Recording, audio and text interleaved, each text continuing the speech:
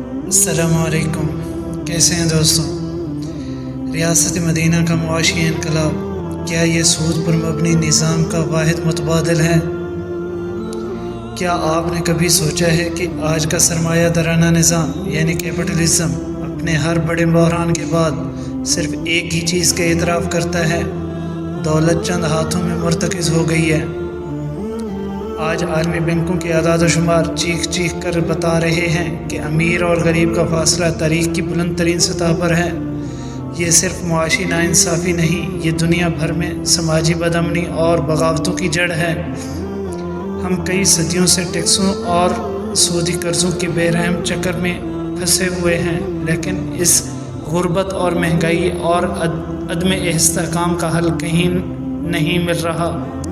लेकिन अगर हम आपसे कहें कि इस आलमी मुआशी नाइंसाफ़ी का वाहिद और सबसे मौसर मुतबादिल 1400 साल पहले रियासत मदीना ने मुतारिफ़ करवा दिया था, ये ऐसा मुआशी मॉडल था जो ना सिर्फ गुर्बत ख़त्म करता है बल्कि दौलत को गर्दिश में लाता है, इस्तेहकाम पैदा करता है और तमाम इंसानों की बुनियादी ज़रूरियात की ज़मानत देता है।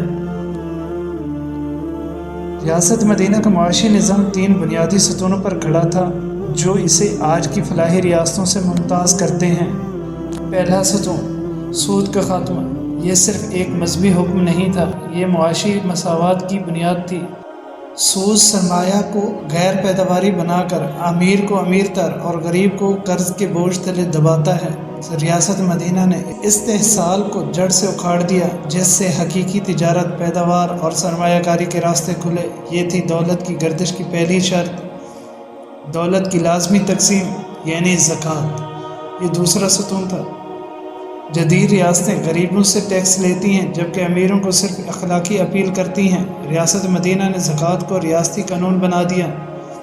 ये महज खैरात नहीं बल्कि अमीरों की जमा शुदा दौलत पर एक लाजमी गर्दिशी टैक्स है जो बरह रास्त गरीबों, मिस्कीनों और माशरे के कमज़ोर तबकात को पहुँचाया जाता है। इस निज़ाम का मकसद दौलत की सिर्फ अमीरों तक महदूद होने से रोकना था। तीसरा सतून औकाफ का ताकतवर निज़ाम। ये निज़ाम रियासत की हकीकी मुआशी ताकत था। वक्फ के ज़रिए मुस्तकिल आमदनी वाले असासे जैसे ज़मीन, जायदाद, कुएँ हमेशा के लिए अवामी मफाद के लिए मुख्तस कर दिए जाते थे। ये आज के सोशल सेफ्टी नेट की कदीम तरीन और सबसे मजबूत शक्ल है। अस्पतालों, तालीमी इदारों और मुसाफिरों की रिहाइश के लिए मुस्तकिल फंड्स इस निज़ाम से हासिल होते थे। आज जब दुनिया के मुआशी माहिरीन परेशान हैं कि मरकज़ी बैंकों के तमाम हरबे नाकाम क्यों हो रहे हैं, तो इनके पास एक ही मॉडल का गहरा मुताला करने का मौका है। एक ऐसा मॉडल जिसने सूद और इस्तेहसाल पर मबनी हर निज़ाम को मुस्तरद कर दिया और दौलत की तकसीम को रियासत का फ़र्ज़ करार दिया।